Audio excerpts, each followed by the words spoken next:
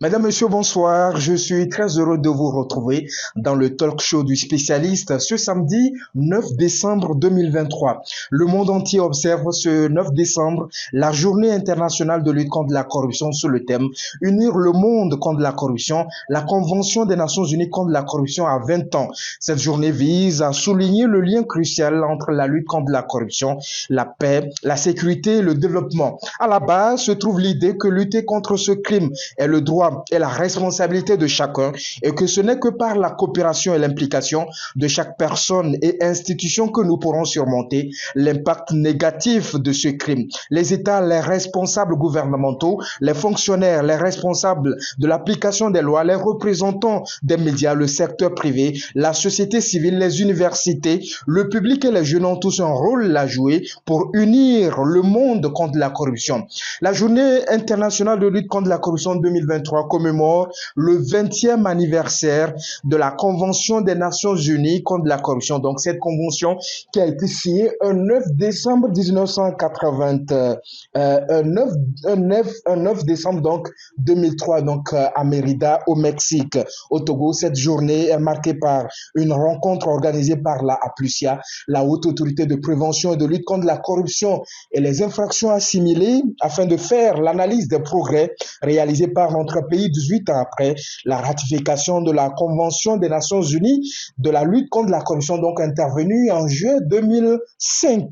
L'exercice auquel nous nous adonnons aujourd'hui dans le talk show du spécialiste tourne autour du thème situation de la lutte anti-corruption au Togo, 18 ans après la ratification de la Convention des Nations Unies contre la corruption. Mesdames, Messieurs, cette journée, comme je le disais tantôt dans mon mot introductif, marque donc l'anniversaire de la signature de la Convention des Nations Unies relative aux droits de l'enfant qui a été donc adoptée le 9 décembre 2003 par l'Assemblée générale des Nations Unies à Mérida au Mexique. Donc, aujourd'hui, jour pour jour, la Convention des Nations Unies relative à la lutte contre la corruption a 20 ans et vous n'êtes pas sans savoir que notre pays l'a ratifié en juin 2005, c'est-à-dire 2 ans après son adoption. Le Togo est donc, fait donc partie donc de la Convention des Nations Unies relative donc à la lutte contre la corruption depuis 2005. Cela fait déjà 18 ans. Il est important donc à l'occasion de cette journée que nous nous interrogeons sur les différentes initiatives qui ont été entreprises par les plus hautes autorités de notre pays, les progrès accomplis en termes de prévention et de répression donc des actes de corruption et les infractions assimilées dans notre pays, le Togo.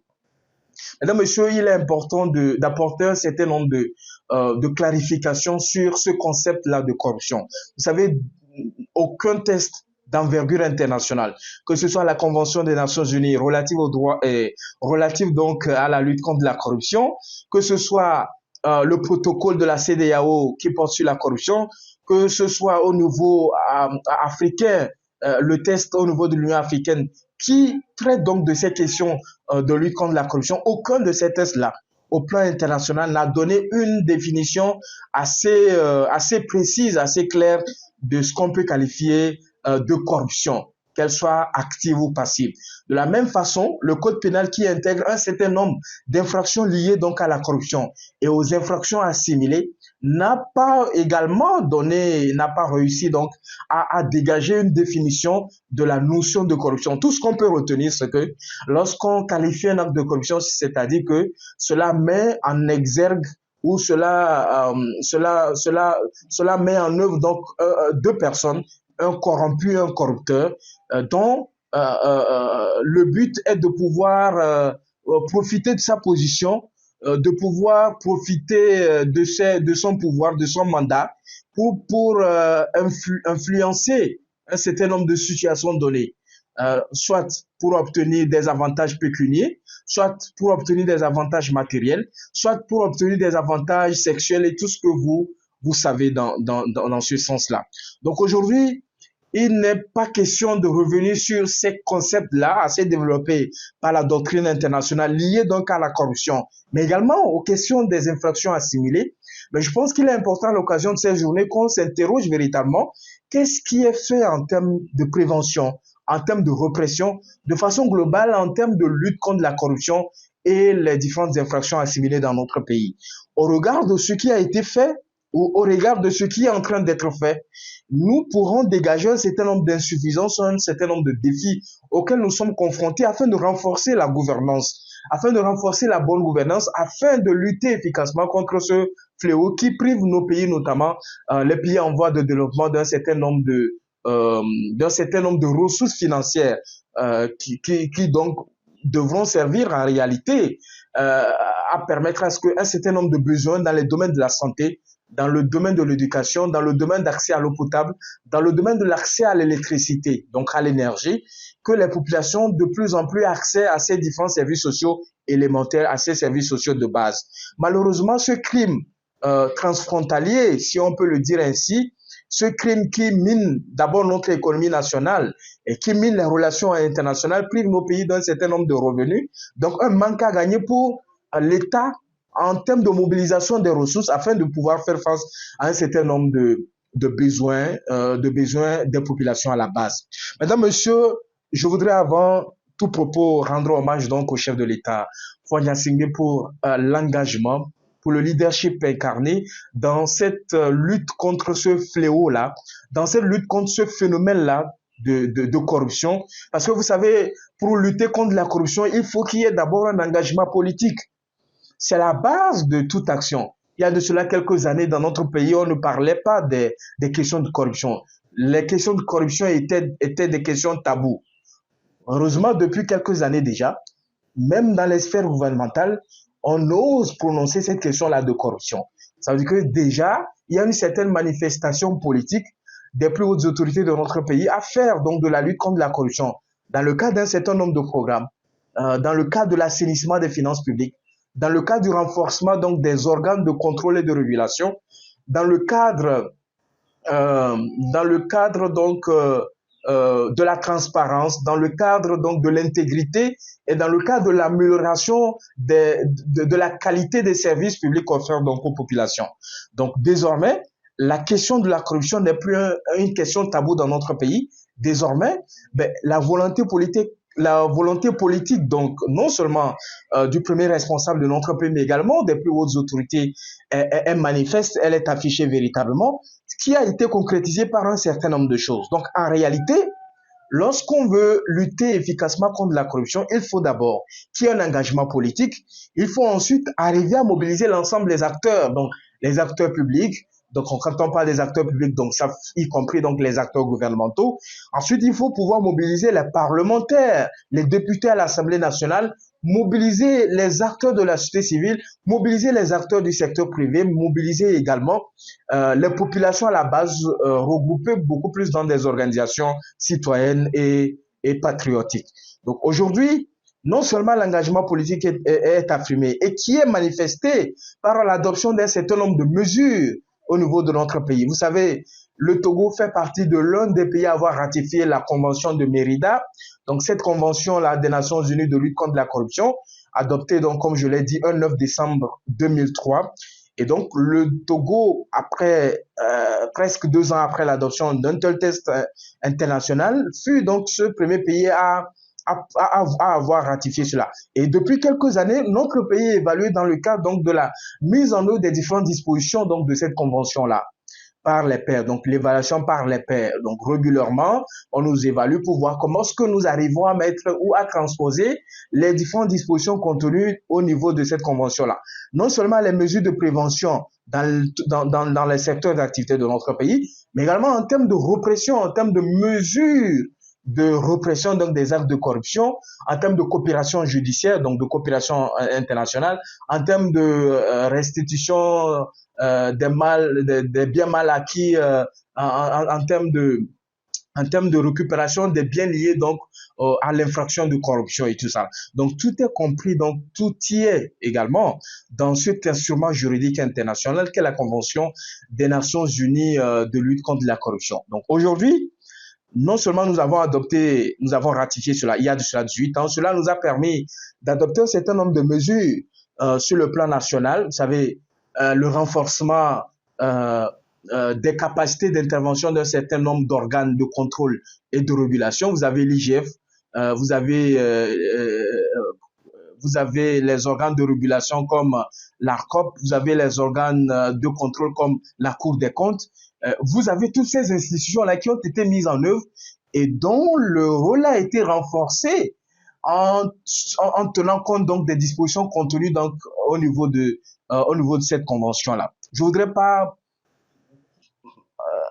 tarder sur ces mesures sur le plan législatif et réglementaire, sur le plan institutionnel et tout ça. Je voudrais qu'on parle véritablement donc des questions de corruption à la base. Comment est-ce qu'elles se manifestent? Comment est-ce que nous pouvons nous prémunir de ces différentes formes de corruption dans notre société? Mais il était important pour moi de pouvoir dresser un peu ce qui a été fait en termes de progrès, en termes de mesures et tout ça. Donc aujourd'hui, nous avons un code pénal qui incorpore un certain nombre d'infractions donc, qui définit ce qu'on appelle une infraction, l'infraction de la corruption passive, l'infraction de la corruption active, mais également les infractions connexes, donc les infractions assimilées, comme le détournement de deniers publics, abus de confiance, comme par exemple, comment on l'appelle ça, euh, et donc, au total, vous avez pratiquement 11 infractions qui ont été définies par le législateur togolais au niveau donc du code pénal. Donc, au-delà de cela, aujourd'hui, nous avons l'adoption de la déclaration de la loi relative donc à la déclaration de patrimoine, même si cela tarde donc à ce que les agents, les hauts fonctionnaires de l'État, mais également les hautes personnalités de l'État puissent aussi se conformer aux dispositions là dont comment l'appelle-t-on l'organe qui recueille donc les déclarations dans notre pays a été dévolu donc au HCRUN. Qui s'occupe donc de ces questions-là avec le médiateur de la République, Madame Awanana, aujourd'hui.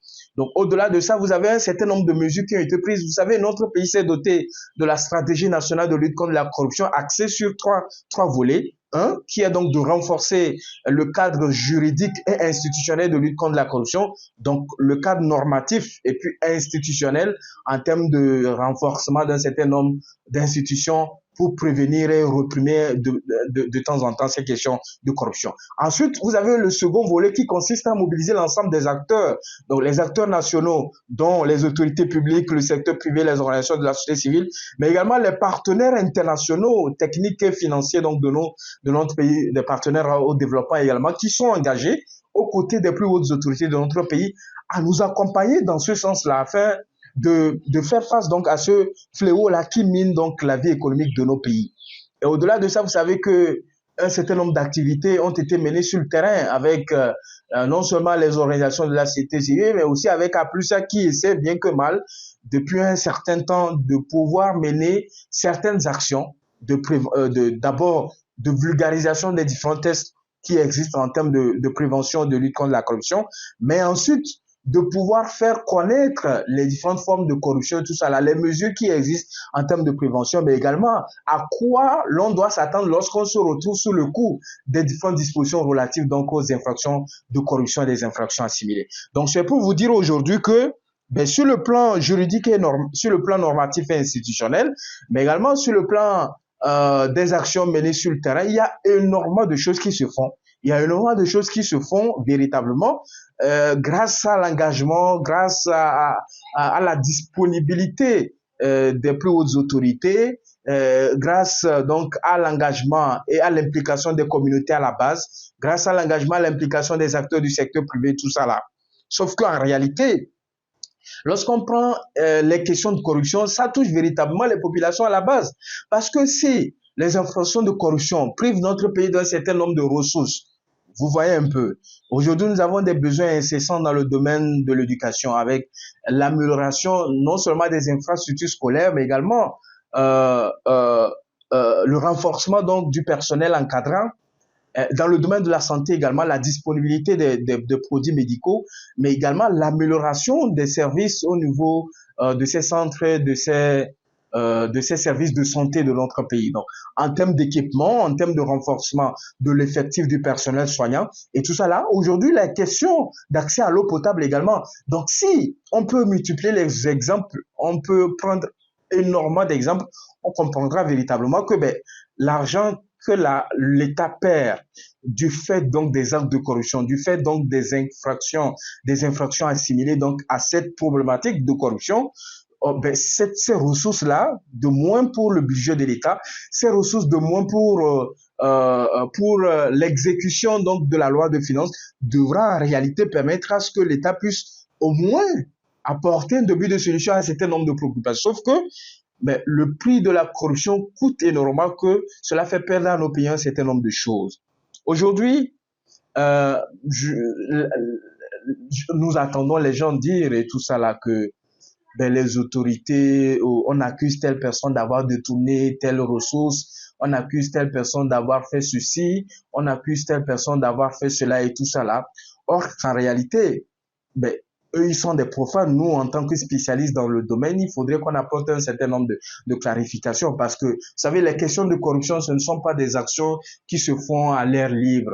C'est vraiment c'est tout comme un homme et une femme qui se retrouvent dans la chambre. Tout ce qu'ils font reste dans la chambre. Donc, le corrupteur et le corrompu, quand ils se retrouvent également, tout ce qu'ils font, ben, ça reste entre eux, ça reste dans l'obscurité. Donc, il faudrait qu'en réalité, c'est pour ça, dans certains pays aujourd'hui, on est en train d'aller vers l'institutionnalisation d'un régime protecteur des lanceurs d'alerte. Il faudrait, et puis quand on parle des lanceurs d'alerte, c'est pas seulement les journalistes. C'est vrai que les journalistes, à un moment donné, jouent ce rôle-là de lanceurs d'alerte, mais par exemple, les acteurs de la société civile peuvent être aussi des lanceurs d'alerte. Donc, imaginez un régime juridique protecteur donc de ces lanceurs d'alerte là qui ont le courage de pouvoir dénoncer un certain nombre de choses avec des éléments à l'appui. Parce qu'en réalité, lorsque tu annonces tu donnes une information, ou en réalité, lorsque tu dénonces un acte de corruption, il faudrait que l'acte soit avéré. Et pour que l'acte soit avéré, il faudrait que tu sois capable de fournir ne serait-ce que quelques petits éléments matériels qui prouveraient que de tels actes ont été commis ou un détournement de données publiques a été effectué ou a été réalisé dans tel domaine ou autre. En réalité, c'est ça. Mais la loi reste la loi. C'est-à-dire que on ne peut pas faire fi des dispositions qui sont prévues au niveau de notre pays pour pouvoir s'adonner à une certaine liberté qu'on peut qualifier de liberticide, véritablement. Parce qu'en réalité, un corrupteur, un corrompu sont punis. C'est-à-dire, c'est le législateur qui le dit, par exemple, notre code pénal le dit. Un corrompu, un corrupteur sont punis de la même façon que, c'est pour ça qu'on dit la corruption passive active. Toi qui as corrompu l'autre qui a accepté à ce que tu puisses le corrompre, ben vous êtes reconnus tous coupables donc des actes de corruption. Donc vous devez subir ou vous devez payer, vous devez purger donc les sanctions et les peines prévues dans le cadre donc de l'organisation des infractions liées à la corruption et les infractions assimilées. Donc aujourd'hui, c'est banal. C'est banal parce que les gens ne se rendent pas compte. Aujourd'hui, c'est vrai, tu te dis que bon, il suffit de donner 1 000 francs, 2 000 francs pour pouvoir obtenir ta carte nationale d'identité. Demain, lorsque tu seras à un poste de responsabilité, qu'est-ce que tu feras? Tu seras également dans l'obligation de pouvoir soit accepter des pots de vin, accepter un certain nombre d'avantages liés donc à ta position dont tu profites pour pouvoir profiter de cela directement ou indirectement, parce que ça peut être un membre de ta famille qui aussi en profite véritablement. Donc, en réalité, les actes que nous considérons aujourd'hui comme des actes banals, des actes ordinaires, que ce soit dans comment l'appelle-t-on, dans les commissariats de police ou lorsque nous nous rendons pour nous faire établir des cartes nationales d'identité, pour légaliser un certain nombre de dossiers, que ce soit dans la rue, lorsqu'on viole les feux tricolores, par exemple, ben, on doit pouvoir payer la contrevention. On doit pouvoir se conformer donc à la loi, véritablement. Mais on est tenté à donner 1 000 francs, 500, 2 000 francs à un agent de sécurité pour... Mais ce que l'acte que nous sommes en train de poser, sans nous rendre compte, nous sommes en train de corrompre. Les gens vont se dire, ah, que non, l'argent là, ça t'appartient. Mais ce que tu es en train de faire, ça nuit véritablement donc au système de protection, au système de sécurité. Parce que toi qui n'as pas un permis de conduire, tu te permets de prendre ta voiture, de sortir. Et tu représentes un danger pour la population. Toi qui n'es pas en règle avec toutes tes pièces, tu quittes par exemple l'intérieur du pays dans ta voiture, tu prends au moins 25 voire 50 personnes et tu mets la vie de ces personnes-là en danger.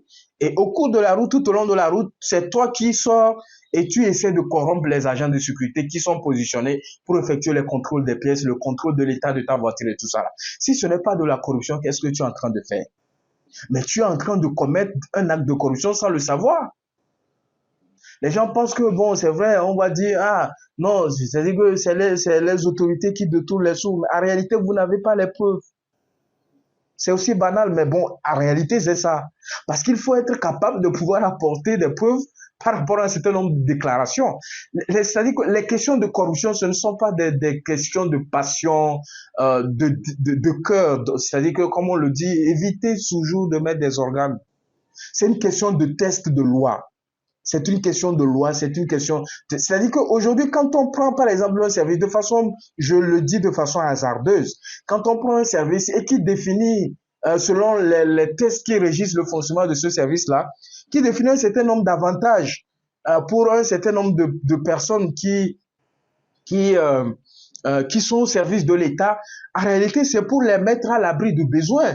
C'est-à-dire que lorsqu'on accorde un certain nombre d'avantages, qui sont définis d'ailleurs dans le budget de cette institution-là, à moins qu'on soit capable de prouver par A plus B que ces personnes-là détournent les sous. Mais en réalité, lorsqu'on se retrouve dans ces situations, il y a un certain nombre de services qui sont considérés comme des services un peu, comment je vais dire ça, où l'homme peut être tenté de commettre un certain nombre d'actes de corruption et tout ça là. Donc, qu'est-ce qu'on fait? Et cela n'est pas une particularité de nos pays africains, notamment du Togo, mais dans certaines fonctions, comme les fonctions de magistrat, ou au Togo, par exemple, depuis un certain nombre d'années, il y a une certaine amélioration qui se fait donc en termes de traitement donc de ces magistrats donc que nous avons. C'est un exemple parmi tant d'autres. Donc en réalité, lorsqu'on prend les questions de corruption, c'est vrai. Les gens vont dire ah c'est vrai, il y a les notations des organisations internationales, il y a les notations par exemple de Transparency International qui publient régulièrement l'indice de perception de la corruption où au cours de ces dernières années, nous avons connu une baisse considérable. Le Togo a perdu beaucoup de points en termes de classement. Notre pays, le Togo, a perdu énormément de points en termes de classement dans l'indice de perception de la corruption de Transparency International, qui est une organisation allemande qui œuvre donc, organisation non gouvernementale internationale d'ailleurs, qui œuvre sur les questions de prévention de lutte contre la corruption. Je ne sais pas si on se comprend bien. Donc aujourd'hui, nous avons perdu des points dans le cadre donc, de cette... dans le cas donc de cet indice-là, de cet outil-là, de mesure du niveau de corruption. Malgré que nous avons fait des progrès, malgré que nous avons réalisé un certain nombre de choses dans notre pays en termes de prévention, en termes de répression donc des actes de corruption. Ça veut dire qu'en réalité, même si nous avons fait des progrès, il y a des choses qui n'ont pas marché. Ça veut dire qu'il y a des choses que nous pouvons améliorer. Comme on le dit toujours, tout reste perfectible, en fait. L'œuvre humaine n'est jamais parfaite. Elle reste perfectible. C'est-à-dire que nous pouvons faire mieux que ce que nous sommes en train de faire. Dire que, après 18 ans de mise en œuvre de cette convention, puisque nous l'avons ratifiée en 2005, plus précisément en juillet, et en 18 ans, nous avons fait des progrès, on ne peut pas dire qu'on n'a rien fait véritablement. Mais nous avons fait des choses. C'est-à-dire que les attentes sont assez grandes que on a souvent comme l'impression que rien ne se fait dans notre pays. Or, en réalité, mais nous sommes en train de faire des bons considérables en termes de mesures adoptées, en termes de tests, en termes de mise en place d'un cadre juridique institutionnel également, qui promeut les questions de bonne gouvernance. Avec, par exemple, la question de déclaration des biens et des avoirs, donc la déclaration de patrimoine, avec l'adoption et la création d'une section qui, dans le nouveau code pénal de 2015, si je me rappelle bien, qui consacre un certain nombre d'infractions liées donc à la question de corruption des infractions assimilées. Donc, je pense que nous avons fait des progrès sur un certain nombre de leviers parce que si, au niveau de l'indice de perception, nous avons connu une baisse considérable, ça veut dire que, par exemple, au niveau du Millennium Challenge Account, le Millennium Challenge Corporation, le MCC du gouvernement américain dans ce programme-là, ben, nous avons non seulement obtenu le threshold, nous avons également, dans le cadre d'un certain nombre de réformes qui ont été faites, amélioré également comment l'appelle-t-on, nos niveaux sur un certain nombre de critères, notamment sur les questions de corruption.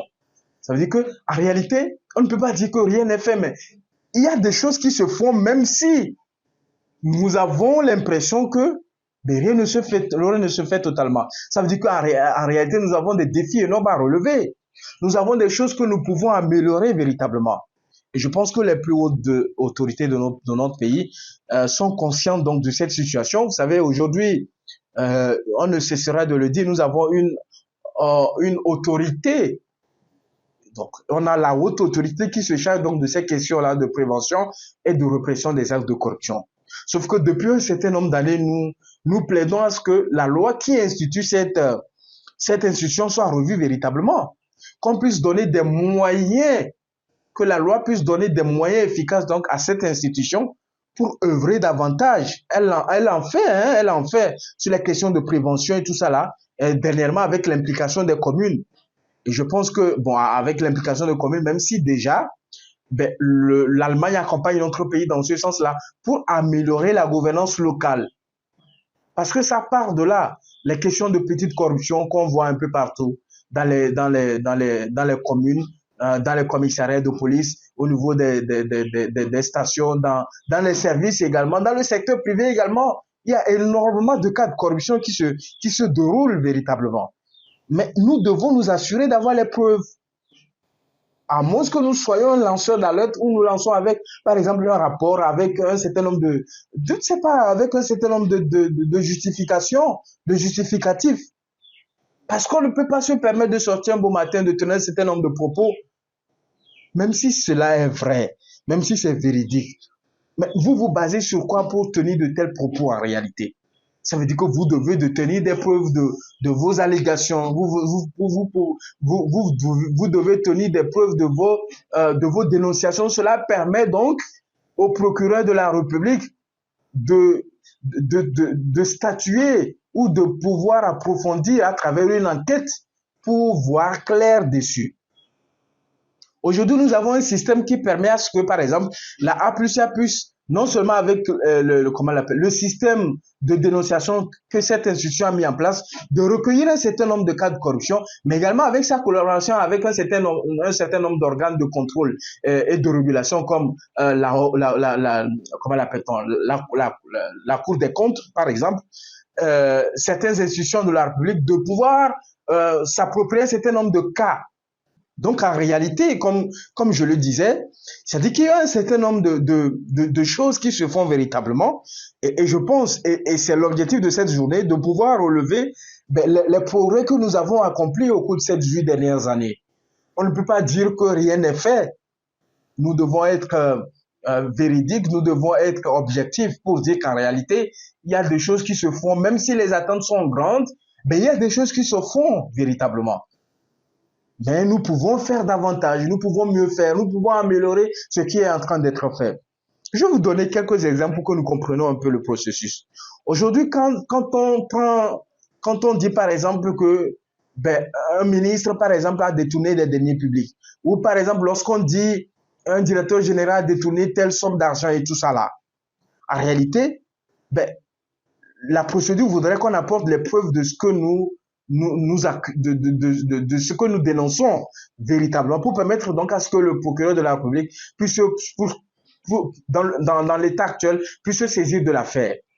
Sauf que quand on regarde un peu ce qui se fait, c'est-à-dire qu'on ne peut pas être un responsable d'une institution, être ministre, être tout ce que vous voulez aujourd'hui et se permettre aussi facilement de disposer des deniers publics aussi facilement. Ça ne se passe pas comme ça. C'est-à-dire que l'organisation d'un certain nombre de services font qu'il y a plusieurs acteurs qui entrent en jeu. Donc ça veut dire qu'en réalité, quand il y a un acte de corruption lié, par exemple, je dis de n'importe quoi, lié par exemple au détournement de deniers publics, ça veut dire qu'en réalité, ce n'est pas une seule personne qui a commis l'acte, ça veut dire qu'en réalité, dans le processus, puisque la Cour des comptes contrôle les comptes publics, et la personne responsable, dans le cadre du contrôle qu'opère, qui est d'ailleurs non juridictionnel depuis un certain temps, comment l'appelle-t-on? La Cour des comptes essaie donc de s'approprier son deuxième rôle qui est d'effectuer le contrôle juridictionnel donc des comptes publics. Donc le comptable public, par exemple, est responsable devant la Cour des comptes. C'est-à-dire qu'en réalité, si il y a une dépense dans le cadre des activités d'une institution, dans le cadre des activités d'un service, d'un ministère, un ministre, par exemple, un directeur général, par exemple, un directeur, un responsable de projet, par exemple, ne peut pas décaisser les fonds sans l'autorisation donc du comptable public. Non, il peut même opposer son refus s'il constate que cette dépense-là n'a rien à voir avec la programmation budgétaire, avec les programmes qui sont élaborés par son département ministériel, par sa direction, par son institution et tout ça là. Donc, je pense qu'il est important que les gens comprennent que ce n'est pas aussi facile aujourd'hui, mais en l'état actuel, d'aller et se servir de l'argent comme bon nous semble. Non, hein. Ça veut dire qu'en réalité, et si c'est avéré, ça veut dire qu'il y a plusieurs acteurs qui ont contribué à détourner un certain nombre de fonds. Ça veut dire qu'en réalité, lorsque vous êtes, comment l'appelle-t-on, muni donc d'un mandat électif, peut-être en tant que maire, en tant que député à l'Assemblée nationale, et que vous vous adonnez à cette pratique, vous recevez des choses, en contrepartie, vous profitez de votre position pour offrir des choses, ça veut dire qu'en réalité, mais vous n'êtes pas le seul à être concerné. Vous êtes un corrompu, mais celui qui vous corrompt est un corrupteur. On doit aussi l'attaquer de la même façon que vous. Je ne sais pas si vous comprenez un peu le mécanisme. Donc, ce n'est pas aussi facile aujourd'hui de dire que non, telle chose a fait chose. Et puis, c'est-à-dire qu'il faudrait qu'on soit un peu lucide pour ne pas tomber dans de telles âneries véritablement. Parce que, quoi qu'on dise, il y a des améliorations qui sont faites dans notre pays sur les questions de gouvernance, sur les questions de lutte contre la corruption, sur les questions donc de transparence, d'amélioration de la qualité donc des services publics qui sont offerts donc aux citoyens. Il y a des choses qui se font. Ce n'est pas rose. Tout de même, on est tous d'accord. Mais il y a des choses qui se font qui méritent d'être citées et qui méritent d'être saluées également, même si on peut faire davantage. Et je l'ai toujours dit, qu'on peut améliorer ce que nous sommes en train de faire. Et je pense que les autorités partagent cette façon de voir les choses également. Quand on regarde un peu les différentes initiatives qui sont entreprises au cours de ces dernières années.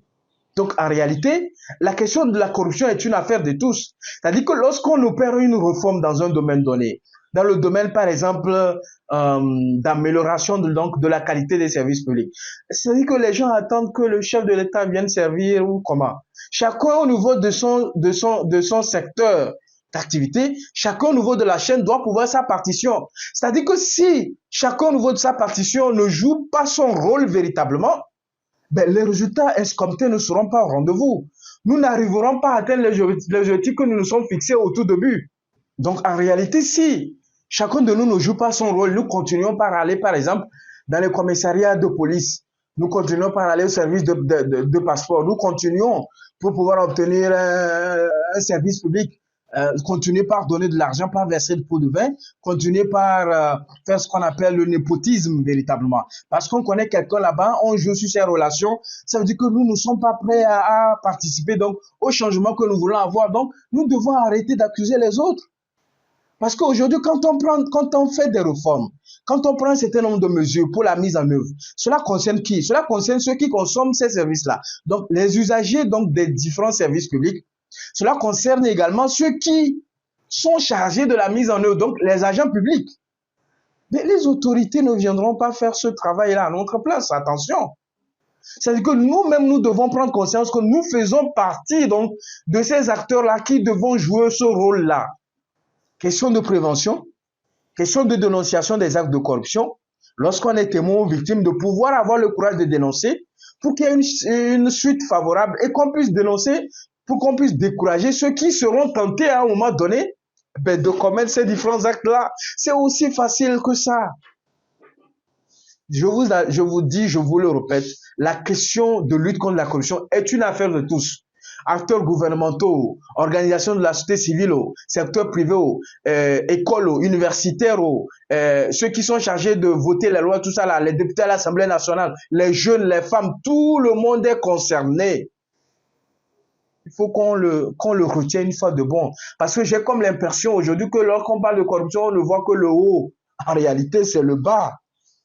C'est le bas aussi. Il y a le haut, il y a le bas. Nous tous, nous sommes concernés. C'est pourquoi on a dit que la question de lutte contre la corruption est une affaire de tous. Et cela fait l'objet d'un certain nombre de cibles au niveau donc, des objectifs de développement durable, notamment l'ODD 16. Les questions de transparence, les questions de gouvernance, les questions de performance, donc des politiques publiques, des services publics. Mais je pense que nous pouvons faire quelque chose de meilleur dans nos pays, notamment au Togo. Je pense que nous pouvons améliorer ce qui se fait. Nous, nous saluons déjà tout ce qui se fait depuis un certain nombre d'années grâce à la volonté politique incarnée par le chef de l'État Fonia Singbe, également avec l'implication d'un certain nombre d'acteurs gouvernementaux dans ce sens-là, afin d'améliorer un certain nombre de choses en termes de renforcement de la gouvernance de l'État.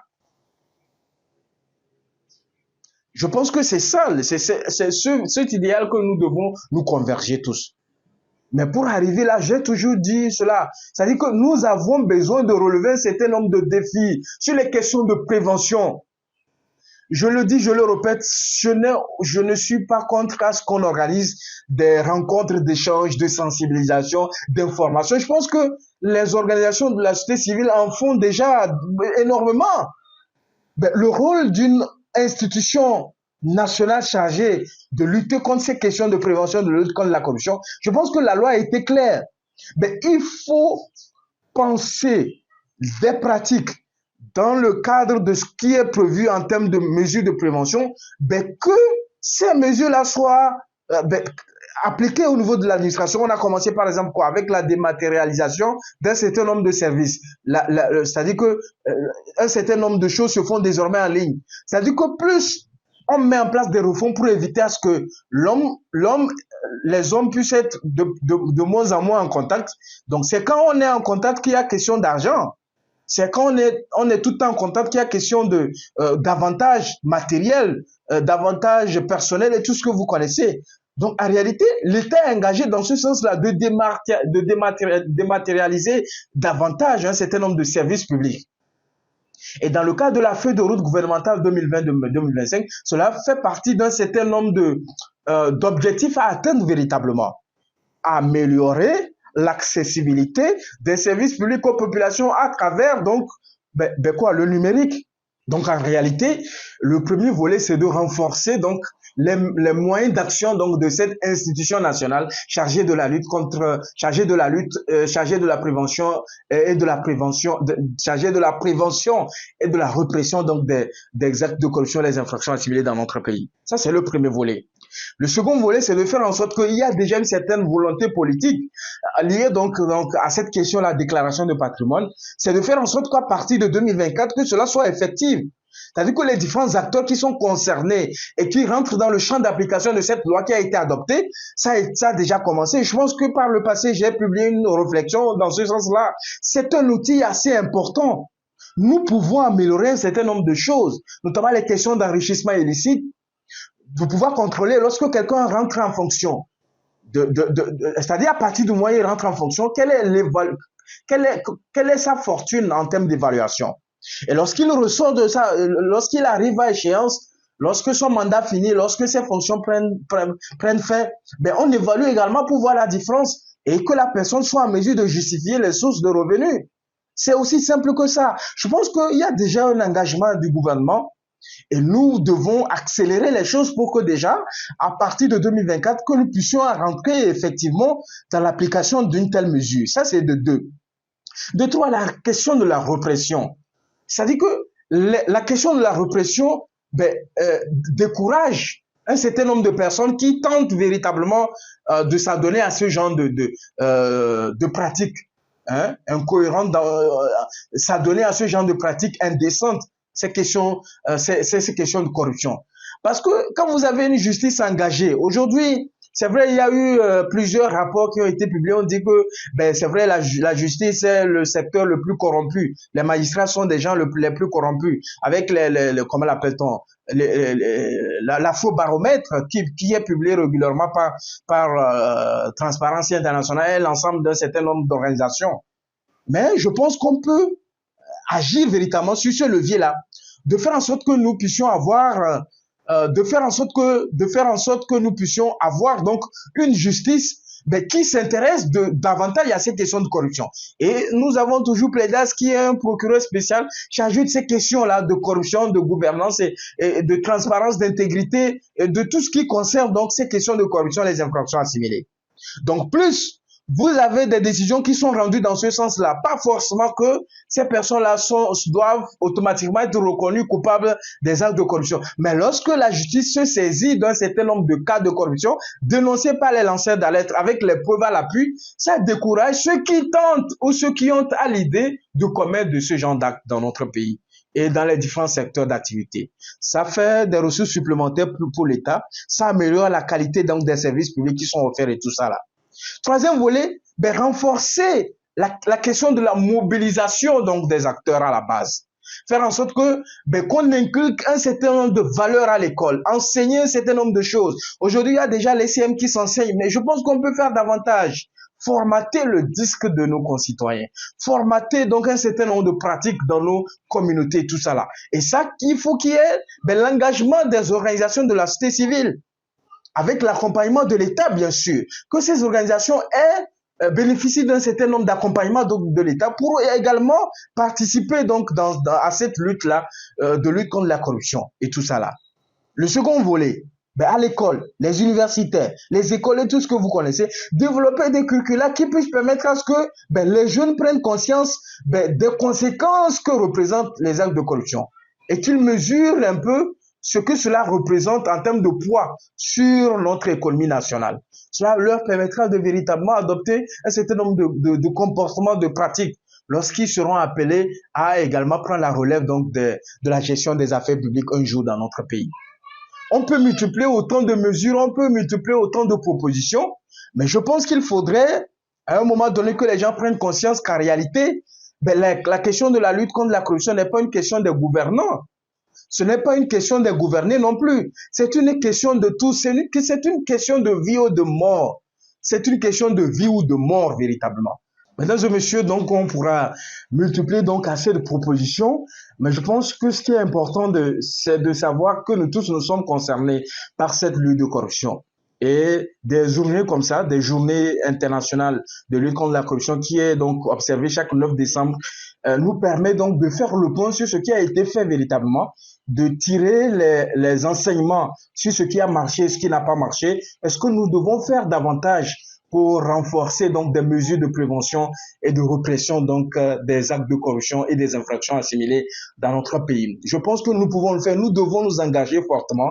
Il y a déjà une volonté politique affichée avec le leadership donc du chef de l'État Faure Gnassingbé. Nous devons également accompagner cette lancée-là. Nous devons également, en tant que population, en tant qu'acteurs de la société civile, en tant qu'universitaires, en tant que représentants donc de la loi, de pouvoir nous adonner donc à cette lutte-là, pour que les ressources supplémentaires soient mobilisées par l'État et que les besoins sociaux essentiels, des besoins essentiels donc à la base, puissent trouver un début de satisfaction.